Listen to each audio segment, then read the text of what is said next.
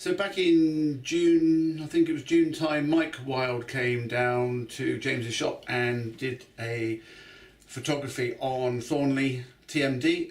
It's no longer with me, as you all know. That's moved on. Unfortunately, we haven't seen it in the flesh since. But in the February edition of Hornby, we finally got to see Thornley TMD.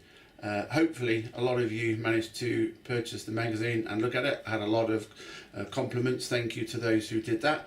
But for those who didn't, we'll have a quick look through and see some images that Mike took from the photo shoot.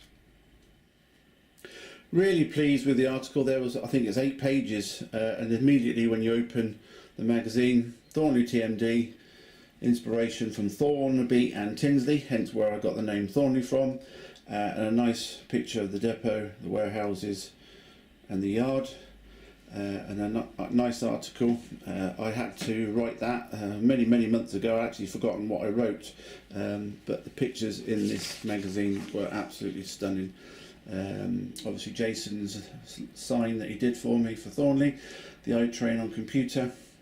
The highlight, I think, of the layout was really the footbridge that Robert commissioned to build for me, and it looks fantastic there, and over into the service shed. And on the next page, obviously outside the depot, a large shot from the service shed all the way down to the yard, and a little bit of footage from inside the depot, and a track plan, which is slightly wrong, but never mind, we won't worry too much about that. And I think most probably my favourite photograph was that one outside the depot that Mike took. Really like that one, so I'm hoping eventually they might send me some pictures. But a great article, really proud that that was in the magazine. So big thanks to Mike again for coming down and doing the photo shoot at James's shop. Sad that it's obviously actually gone now, but obviously we move forward. Hopefully Kevin, the new owner, will eventually get it out on the exhibition scene. We'd like to think so, and we move on to the next phase. Since my last video in October, we've done the Worley exhibition at the NEC in November. That was quite an eye-opener, actually being on the stand side rather than the customer side. It was absolutely heaving on the Saturday. Sunday wasn't too bad, but still very busy, and I understand from Wally that the footfall traffic was up about 10 or 12%, which was great news, most probably as a result from the Channel 5 Model Railway Challenge show. A lot of people watched that, I think over 1 million viewers, so that's good news for the hobby, and a lot of youngsters coming in, and we had a lot of people at the stand asking us, we're coming into the hobby, we don't know what we're doing, can you give us some information, some ideas? So we were extremely busy on the stand.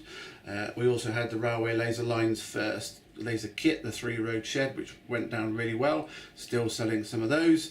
And we're moving on to our second kit, which is going to be launched hopefully in a few weeks' time, the 2-road shed, which I think most people are after. And at Worley, obviously, I managed to meet quite a lot of you guys out there. Gary from Cheeky Tech, finally got to meet Gary, so nice to meet you, Gary. I'm sure we'll meet up again soon. And also got to meet Dave Watson from Dean Park, who has my #1 layout. It is absolutely superb. We're in the process of doing a 2-road shed, and obviously he's going to be having one of those on his layout, so we look forward to Dave building one of those and exhibiting on his layout. That will be great news. And moving forward from March, the news is that I will be joining James at DCC Train Automation on Wednesdays, Thursdays and Fridays.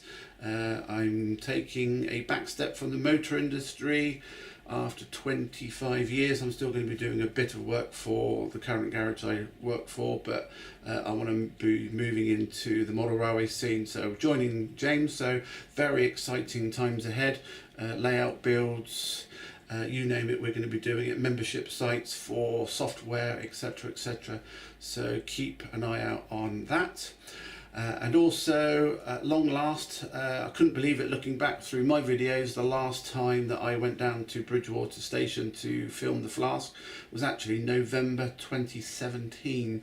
So being Friday, I normally have Wednesdays off but swapped days this week, and luckily today the Flask train was running, albeit absolutely tipping it down, and squally winds, as they say. It wasn't the best of days to go out filming trains, so I captured as much as I can. Hopefully at the end of this I'll put that video on so anybody who likes the real things as well as models can have a watch of that.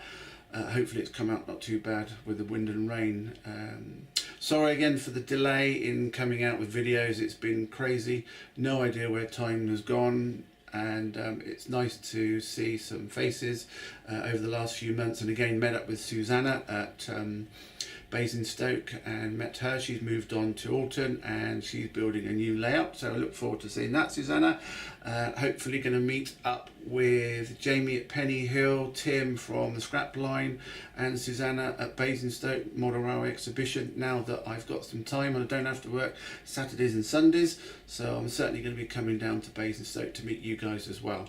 So thanks very much for watching. Hopefully we'll have some videos out more frequently that I'm going into this a little bit more in depth.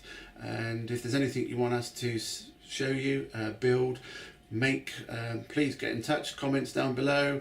Don't forget to click on the I can never say that word, subscribe button, and click on the bell to make sure you get further future updates, and we'll look forward to seeing you soon. Thanks again for watching, and take care everybody, and bye bye for now. Bye bye.